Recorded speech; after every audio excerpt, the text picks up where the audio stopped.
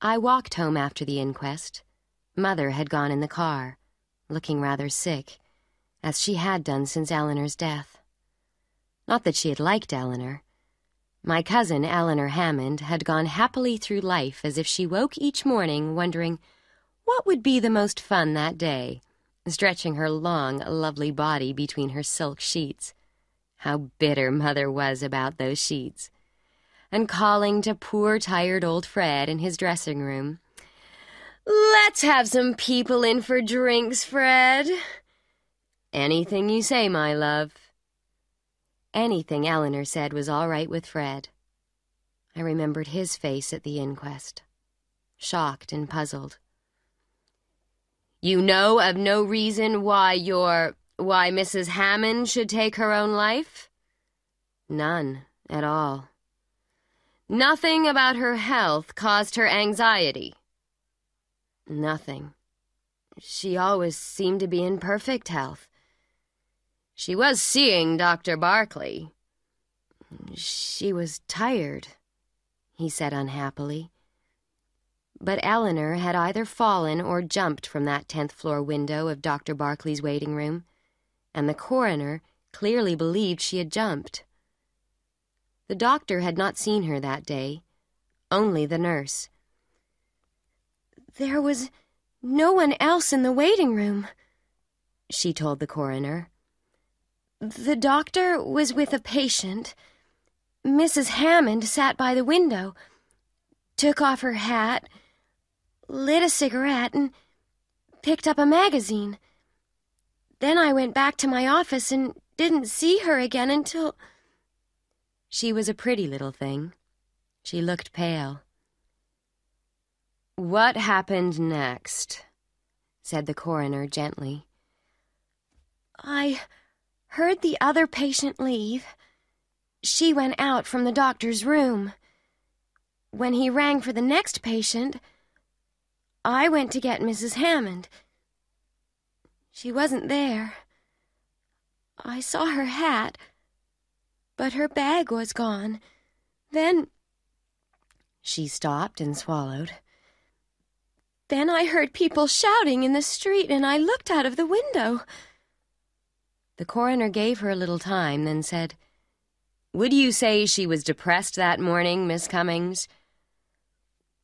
"I thought she seemed very cheerful," she said. "The window was open beside her." "Yes, I couldn't believe it."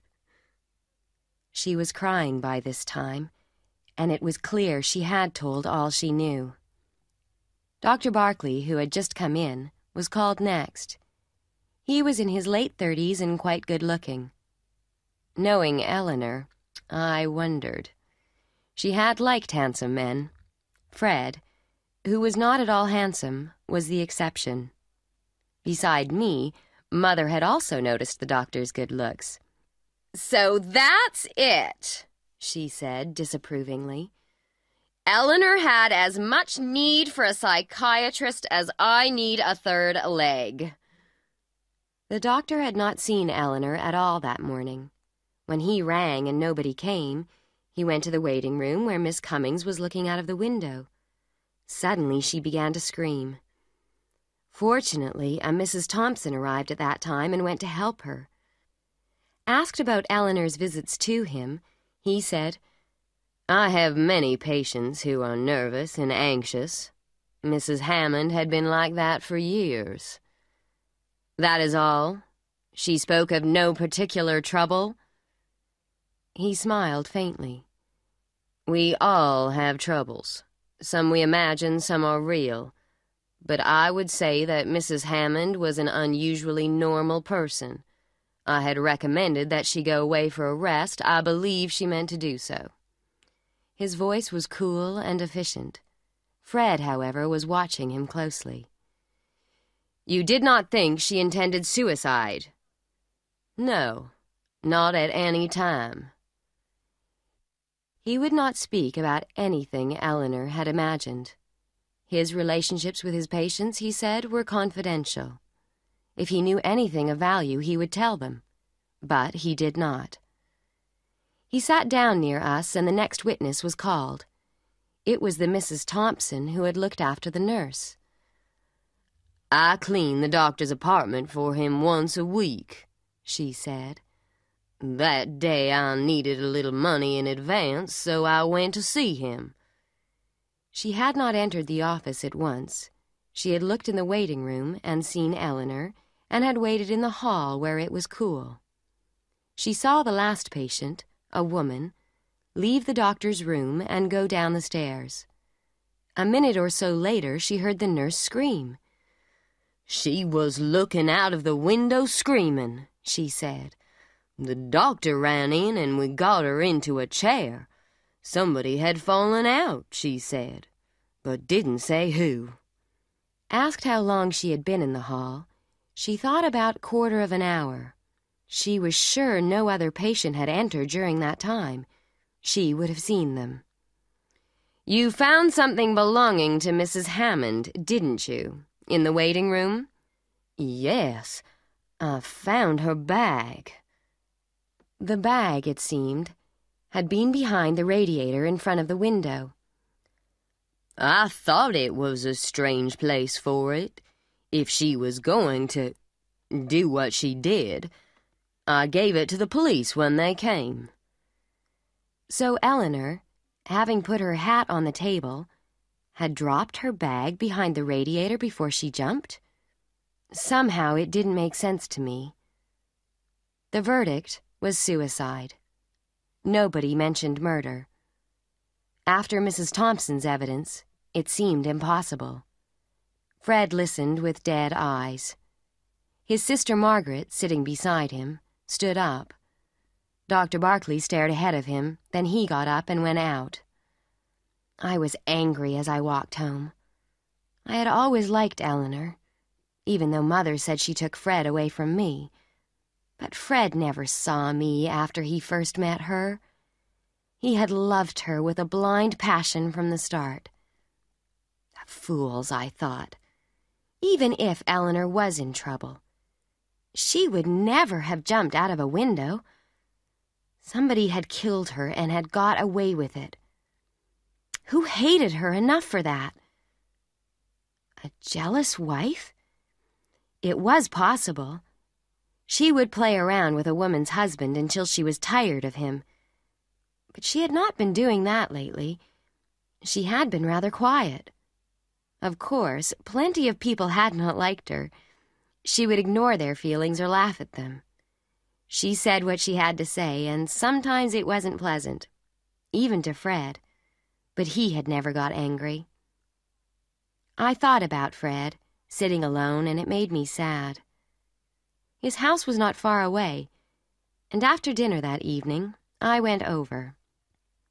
It was a large house, surrounded by its own grounds like ours, and a man was standing inside the gates, looking up at the house. He turned suddenly and looked at me. It was Dr. Barkley.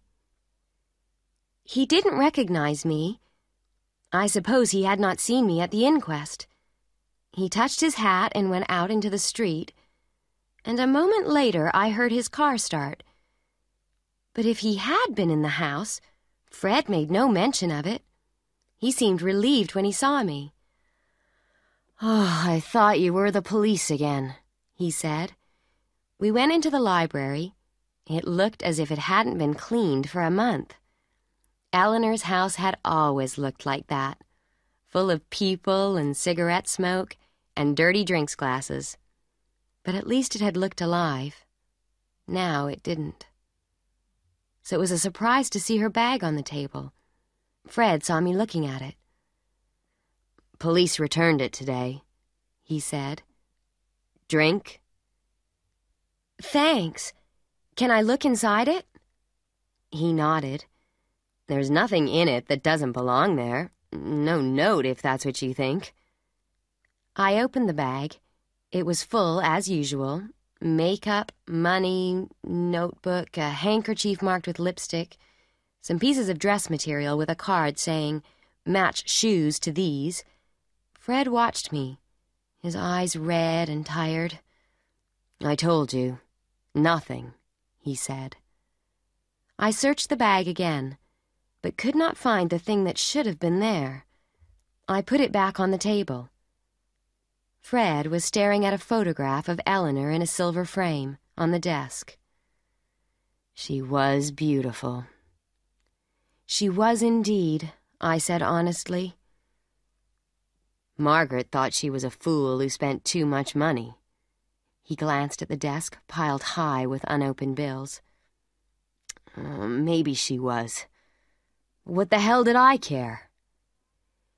He seemed to expect me to say something, so I said, "You didn't have to buy her, Fred. She loved you dearly." He gave me a faint smile. "I wasn't only her husband," he said. "I was her father, too. She told me everything. Why she had to go to that doctor. Didn't you know she was going, Fred?" "Not until I found a bill from him." He talked on as if he was glad of an audience. He had made her happy. She went her own way sometimes, but she always came back to him. He thought the coroner's verdict was terribly wrong. She fell. She was always careless about heights. And he had made no plans except that Margaret was coming to stay until he closed the house. And at that minute, Margaret walked in. I had never liked Margaret Hammond. She was a tall woman, older than Fred. She nodded to me. "I decided to come tonight," she said to Fred. "I didn't like you being alone. And tomorrow, I want to make a list of everything in the house. I'd like to have Father's picture, Fred." He looked uncomfortable. There had been a long quarrel about old Joe Hammond's picture. Eleanor had not cared about it, but because Margaret had wanted it, she had kept it. I looked at Margaret. Perhaps she was the nearest thing to a real enemy Eleanor had ever had. She looked at the pile of bills on the desk. "We'll have to find out how much money you owe." "I know how much money I owe," he said. He got up and they stared at each other, Fred with his back to the desk, as if even then he was protecting Eleanor from Margaret. But as I left the house, I was fairly confident that Margaret would come downstairs later when Fred was asleep and go through those bills. I was nearly home when I realized I was being followed. Feeling frightened, I stopped and turned, but it was only a girl. She spoke my name. "Miss Baring? I saw you at the inquest and a newspaper man told me your name. You've been to the Hammonds, haven't you?" "Yes. What about it?" She was quite young and seemed nervous. "Were you a friend of Mrs. Hammond's?" she asked. "She was my cousin. Why?" She took a cigarette from her bag and lit it. "Because I think she was pushed out of that window. I work in an office across the street and I was looking out. I didn't know who she was, of course." "Do you mean you saw it happen?" I said, amazed. "No, but I saw her at the window just before it happened, and she was using a lipstick. When I looked out again, she was on the pavement." Her hand started to shake, and she threw away the cigarette.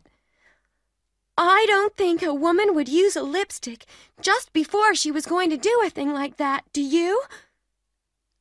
"No," I said. "You're sure it was Mrs. Hammond?" "Yes. She had on a green dress, and I noticed her hair. I went back tonight to see if the lipstick was on the pavement. I couldn't find it. The street was crowded. Someone may have picked it up.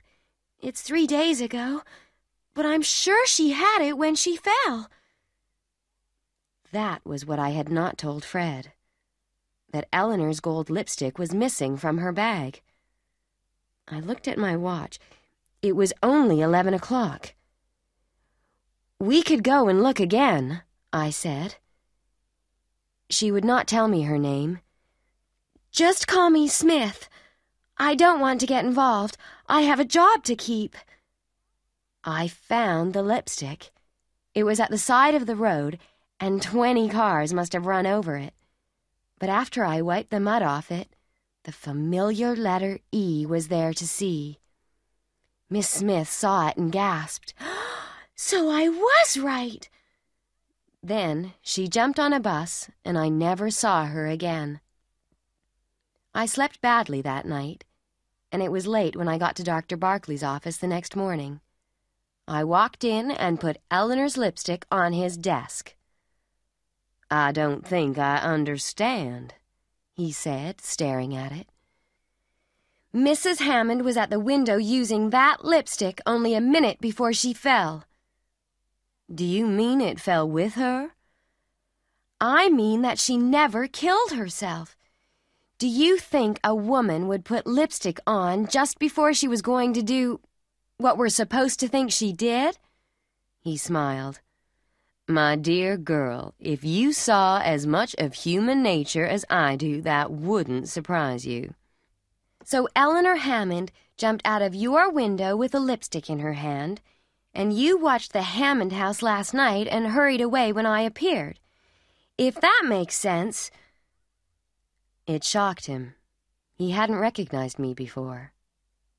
"I see," he said. "So it was you." He leaned forward in his chair. "I suppose I'd better tell you, and trust you to say nothing. I didn't like the way Mr. Hammond looked at the inquest.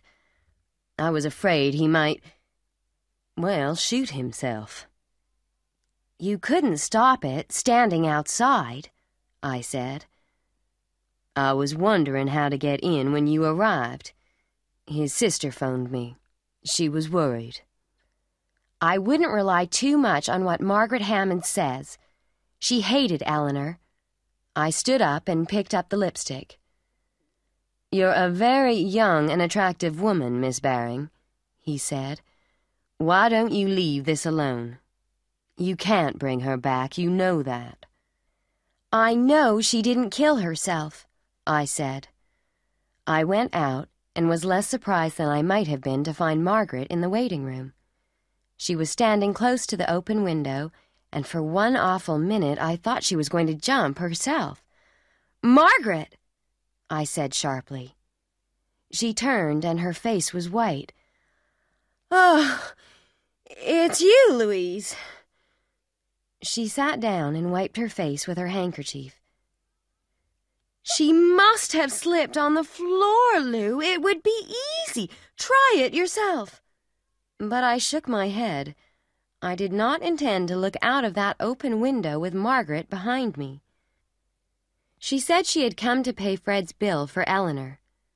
But there was something strange about her that day. I had trouble starting my car, which is how I saw her leave the building. Then she did something that made me stop and watch her. She looked closely at the pavement and the side of the road. So she knew Eleanor's lipstick had fallen with her, or knew it was not in the bag. She stopped a taxi and got into it. I don't know why I followed her, except she was the only suspect I had. The taxi went on, and I began to feel rather silly.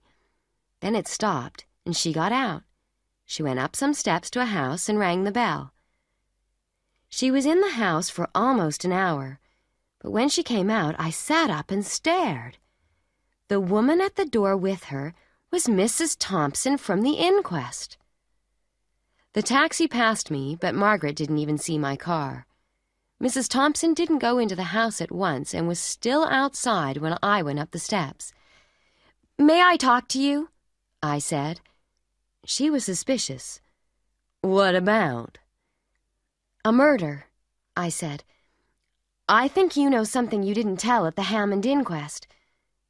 Some of the color went out of her face. "It wasn't a murder," she said. "The verdict—" "I think it was murder. What was Mr. Hammond's sister doing here if it wasn't?" "I never saw her before," she said. "She came to thank me for what I said at the inquest, because it showed that the poor woman did it herself." "And to pay you for it, I suppose." "Nobody paid me anything," she said angrily. "If you think anybody can bribe me to lie, you're wrong." She went in and banged the door shut. Was she telling the truth? Was there something she had not said at the inquest? I was sure the doctor knew more than he had told. But why hide anything? All afternoon I wondered what Dr. Barkley and the Thompson woman either knew or suspected. I also went to get my hair done at Eleanor's hairdresser's. The girls there were very willing to talk about her, and I learned something new. "I was waiting for her," one of them said. "Of course she never came, and—" "You mean you expected her here the day it happened?" "She had an appointment for 4 o'clock. When I heard what happened, I couldn't believe it. Although the last few weeks she hadn't been quite the same." "When did you notice a change in her?" I asked. About Easter. I remember I liked her new hat, and she gave it to me then and there. She said a strange thing. She said, sometimes new hats were dangerous." My hair may have looked better when I left the hairdresser's, but my mind was going round in circles. Mother and I invited Fred over for dinner that evening. During the meal, I asked him if anything had happened to upset Eleanor in the spring. "About Easter," I said. "I don't remember anything," he said, "except that she started going to that psychiatrist about then." "Why did she go to him, Fred?" Mother asked. "You saw him," he said. "He was good-looking. Maybe she liked to look at him instead of me." He went home soon after that. I slept badly and was late for breakfast. Mother had finished reading the newspaper, and I took it. The report was just a few lines on the back page. It said that Mrs. Thompson had been shot the night before. I couldn't believe it. I read it again. She was not dead, but her condition was serious. She had been sitting alone outside her house when it happened. Nobody had heard the shot. Her husband found her when he came home at 11 o'clock. She had been shot through the chest and was still not able to make a statement. So she knew something that made her dangerous, I thought. I remembered Margaret going up the steps to the house.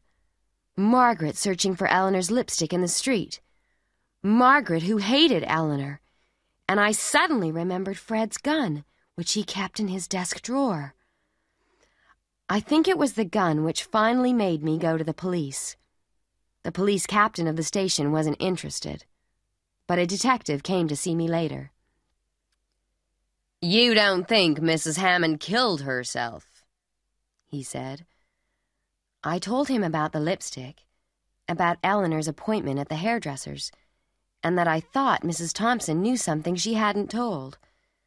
"Then who did it?" he said. "I think it was Mr. Hammond's sister. She was in Dr. Barkley's office yesterday and insisted that Eleanor had fallen out of the window. She said the floor was slippery, and she wanted me to try it myself." I lit a cigarette and found that my hands were shaking. She also knew about the lipstick because I saw her trying to find it in the street. But it was my next statement that made him really sit up. "I think she was in the office the day Eleanor was killed," I said. "I think the Thompson woman knew it, and I also think she went out there last night and shot her." He looked at me closely. "Why do you think Miss Hammond shot her?" he said. "Because she went to talk to her yesterday morning. She was there an hour. I know, I followed her." He stood up, his face expressionless. "I have some advice for you, Miss Baring," he said. "Leave this to us." If you're right, then it's our job. If you're wrong, then no harm has been done. Not yet, anyhow. I waited by the telephone that afternoon. When he called, it was to tell me that Mrs. Thompson had now made a statement. She did not know who shot her, or why, but insisted that Margaret had visited her only to thank her for being a witness at the inquest. She had not been given or offered any money. But there was more.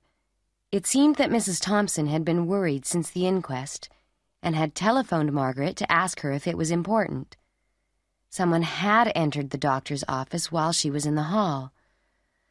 "The one person nobody really notices," said the detective.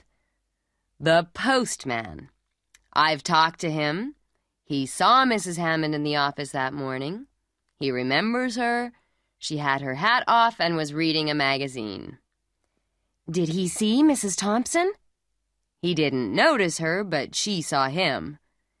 "So he went out last night and shot her." He laughed.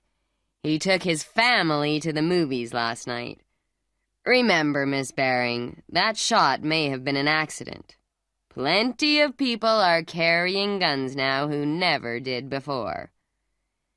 So Eleanor threw herself out of the window and Mrs. Thompson was shot by somebody practicing their shooting. I didn't believe it. And I believed it even less after a visit from Dr. Barkley that night. I had eaten dinner and was listening to the radio when he came.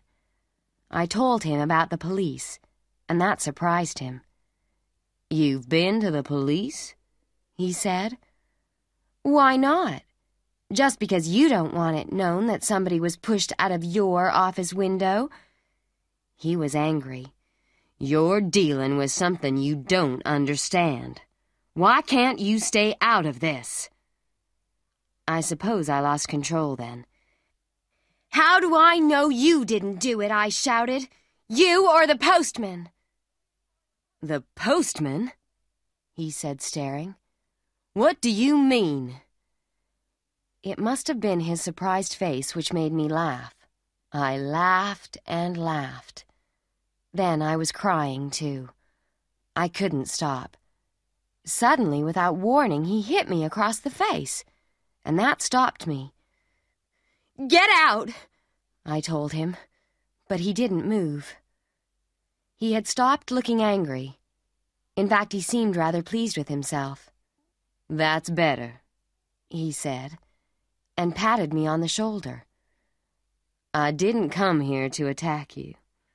I came to ask you not to go out alone at night." "Why shouldn't I go out at night?" "It may be dangerous," he said, and I could see he was liking me less and less. "I particularly want you to keep away from the Hammond house, and I hope you are sensible enough to do that." He banged the front door when he went out, and I was still angry when the telephone rang. It was Margaret. "I suppose we have you to thank for the police coming here tonight," she said. "We're in enough trouble without you making it worse." "All right," I said dangerously. "Now I'll ask you a question. Why did you visit Mrs. Thompson yesterday morning, and who shot her last night?" She gave a short gasp, then she put down the phone. Mother had gone to bed, and it was half an hour later when I found Fred standing at the kitchen door, smiling a tired smile. "May I come in?" he said. "I was out walking, and I saw the light." He looked better, I thought. He said Margaret was in bed and the house was lonely. "I don't sleep much anyway," he said, "and the house is hot. I've been getting rid of a lot of stuff, burning it in the boiler." He smoked a cigarette and drank a cup of coffee. Then I went out with him to the gates when he left, and watched as he started to walk home. I turned back towards the house and had almost reached it when it happened. I heard something move in the bushes, and stopped to see what it was. But I never heard the shot. Something hit me on the head. I fell. Then everything went black. The next thing I heard was my mother's voice. I was in my own bed with a bandage round my head. "I think she's crazy," Mother was saying, very upset. "She went out after you told her not to. Why can't she leave things alone?" "I did my best, Mrs. Baring," said a male voice.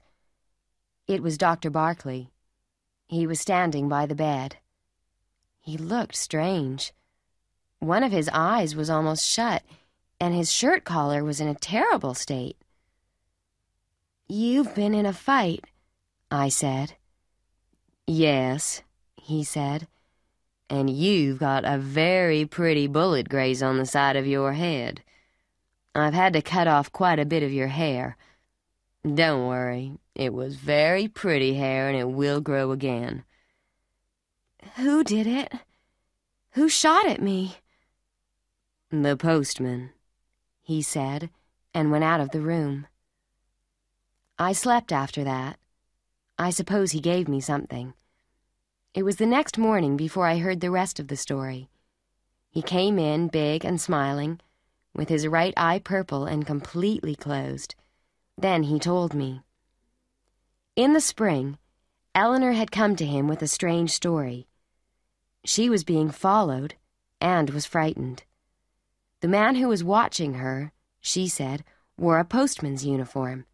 It sounded fantastic, but she swore it was true. "Do you mean it was this man that the Thompson woman saw going into your office?"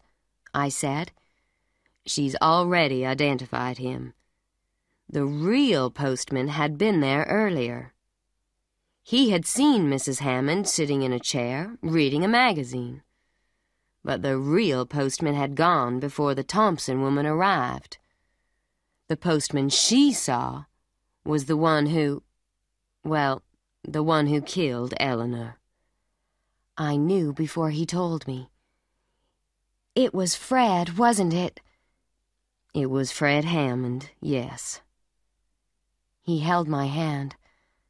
"I'm sorry, my dear. I tried to get Eleanor to go away, but she wouldn't do it."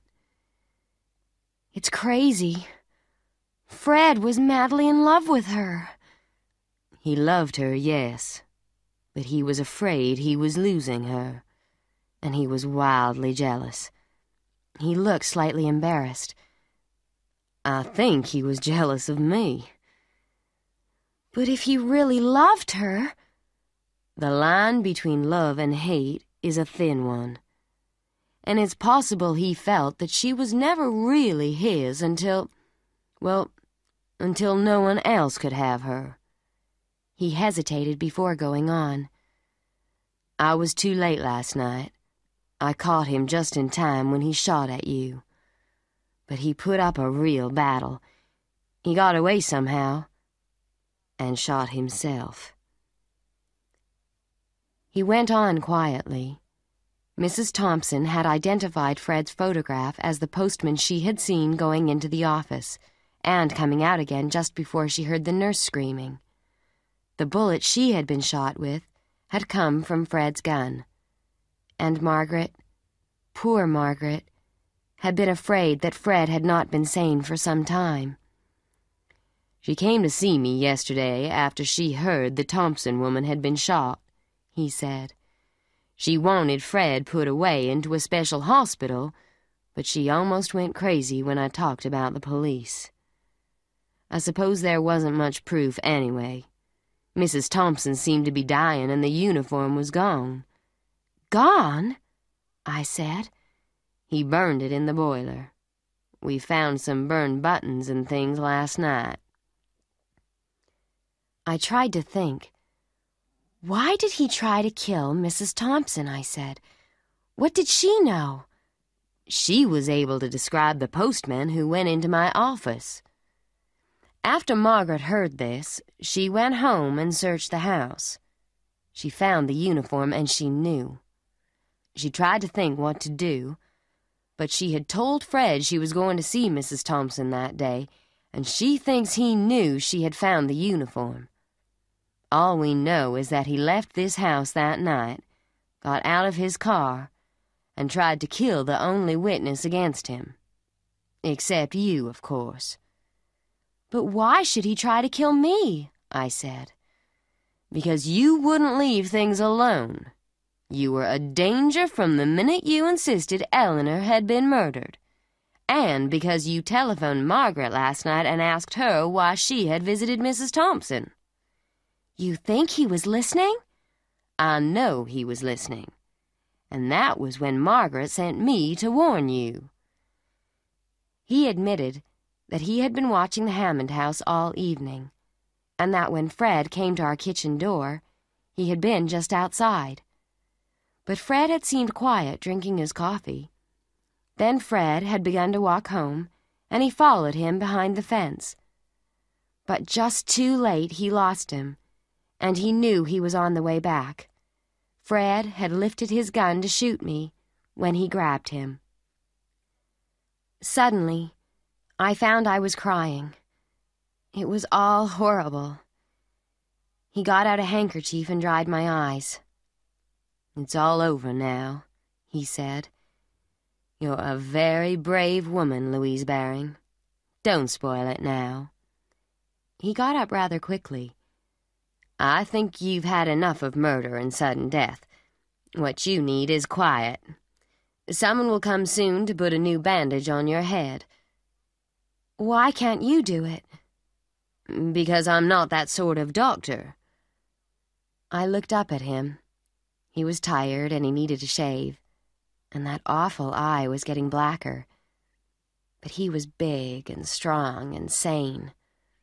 A woman would be safe with him, I thought. Any woman. Although, of course, she could never tell him her dreams. "Why can't you look after me?" I said. "If I'm to look bald, I'd prefer you to see it. You did it." He smiled. Then, to my surprise, he kissed me, lightly on the cheek. "I've wanted to do that ever since you banged that lipstick down in front of me," he said. "And now, will you stop being a detective and concentrate on growing some hair on the side of your head?